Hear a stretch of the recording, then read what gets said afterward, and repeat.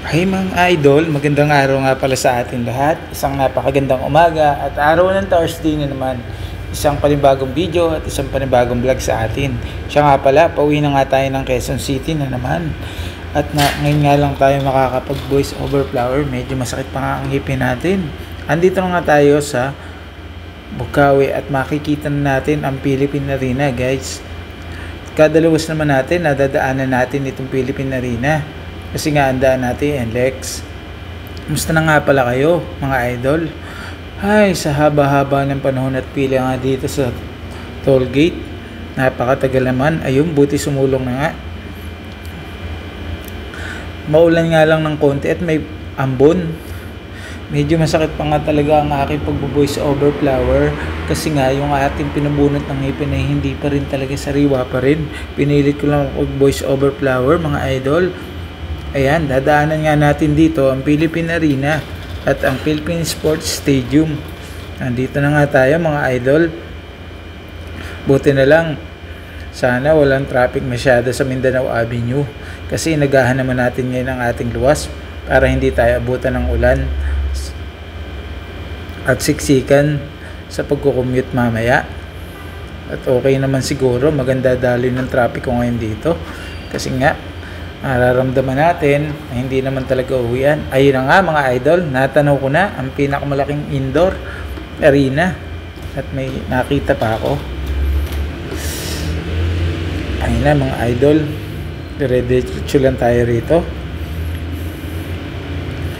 Si Mrs. nga hindi nga makapag voice over flower. Sabi ko siya na lang voice over flower, hindi nga siya. Pero no, sabi ko tuloy-tuloy lang naman ito. Ayun, mga idol, kitang-kita. Ang ganda ng view, diba? Sana makapag-vlog na rin tayo dyan at makapunta sa The Garden para maipakita ko sa inyo magagandang halaman at mga swimming pool dyan, mga idol.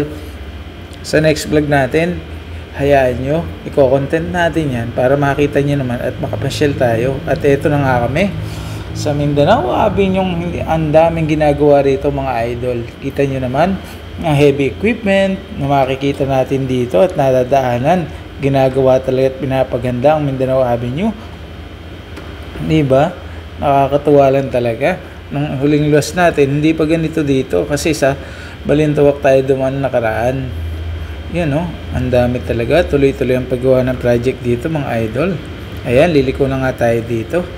Ayun o, ayun ang pinaka-stakan nilang mga gamit, mga idol. Dun sa kabila na yan, kung makikita nyo, ang daming heavy equipment na ginagamit nila sa paggawa ng kalsada. At kung makikita nyo nga, ayan na, bilisan na nga natin, mga idol, para makauwi na nga tayo ng Central. Kasi napagod na rin tayo at naiinip na rin ako sa biyahe na to. Kasi parang antagal-tagal naman kasi ng pagpapatakbo ng bus. Mula kanina, inoobserbahan ko pa sa SCTEX hanggang NLEX, mga idol. Parang nababagalan ako kaysa sinakyan kong pag-uwi nun. Ang bilis talaga, kaya maaga ako nakarating na yun. At ayun na nga, makikita natin, mga idol, dito na wala pang ganong heavy traffic. Diba? Ang ganda. Gaytong oras kasi, mga idol, ang sarap talaga magbiyahe. Hindi mo mararamdaman ng traffic pagka ganito. Mag-aalas 12 na kasi, kaya ganito. Diba? Mga naka-lunch break, kaya walang ganon traffic, mga idol.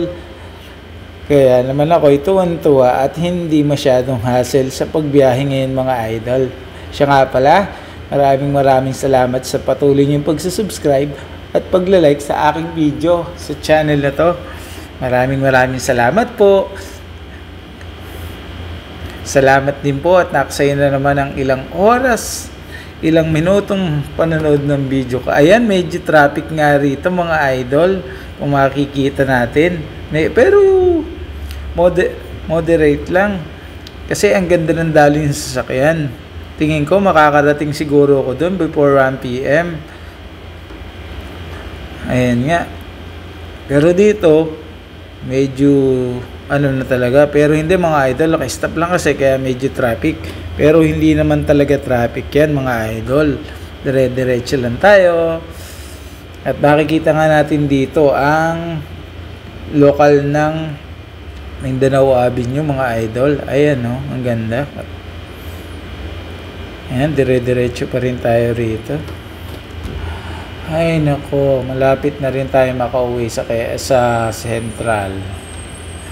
Diretso lang talaga, medyo traffic lang. Buti nga hindi nagtuloy ang ulan. Ayun nga ginagawa ang Metro Manila Subway.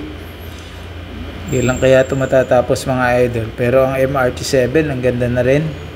Pag pinopost ko picture, kung makikita nyo dyan, popost ko mamaya mga idol yung picture ng MRT7 dito sa Central at Andansora, Quezon City. Makikita nyo naman yan mga idol. Ayan o, ang lawak talaga ng ginagawa nila, di ba? Salamat talaga sa patuloy nyo pagsuporta sa ating channel. Medyo wala nga talaga sa at medyo nananakit pa rin ang ating bagang, mga idol. Kasi nagpabunot nga po ako ng ngipin at nagpa-dentist. Yan ang epekto. Kaya hindi po ako smooth makapag-voice over po talaga mga idol. Kaya dire-diretso lang tayo. Ayan, na-traffic nga tayo rito sa SM North at Trinoma. Konting tiis-tiis lang at makakarating din tayo. Ayan, kita ko na nga. Mahaba rin kasi yung pila rito mga idol. Pagka liliko na kami pa Quezon Ave, talagang i-stop ka dito. May stoplight nga kasi mga idol. Ito lang naman laging paliko na to. Tanong na nga natin ang Trinoma mga idol at SM North.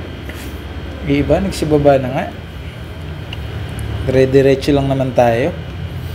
Ayan, nag-stop muna nga tayo mga idol.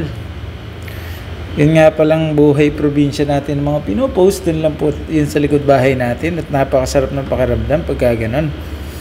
Medyo mataas na ang palay, nakakatuwa naman. At yung ibang nag-ani ay mukhang tatama sa presyo.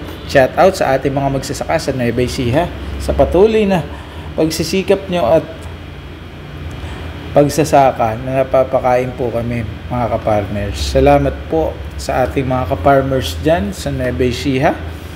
Thank you so much po sa inyong mga pagsasaka. Ayan na nga mga idol, na traffic na rin tayo rito. Talagang sobrang traffic na mga idol. Titingnan nyo, dire-diretso. Halos isang lang yan mga idol. Liliko na rin tayo dyan. Kita natin ang Trinoma, ang pinaka Kaya see you on next vlog mga idol. Bye-bye. Thank you so much po sa panood sa aking video. Like and subscribe mga idol.